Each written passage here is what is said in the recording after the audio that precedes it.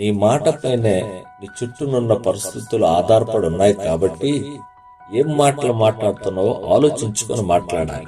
మనం మాట్లాడే మాట గొడవను పెంచుతుందా, గొడవను తగ్గిస్తుందా? ఆహ్లాదకరమైన వాతావరణం సృష్టిస్తుందా, ఎవరి కాళ్ళు ఎడమకం పెడమకం వేసుకునేలా చేస్తుందా? మనము మాట్లాడే మాట క్రోధాలు రెచ్చగొడుతుందా, కోపాలు రెచ్చగొడుతుందా, ప్రేమలు ఆప్యాయతలు పెంచుతుందా?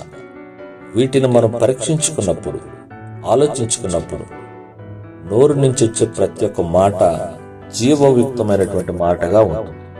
కాబట్టి మాటలు జాగ్రత్తగా మాట్లాడాలి, సమాధానాలు మంచిగా సమాధానాలు ఇవ్వాలి. దేవుడు మీకు సరియైన సమయంలో మంచి సమాధానాలు ఇచ్చే జ్ఞానాన్ని దయచేయునుగాక.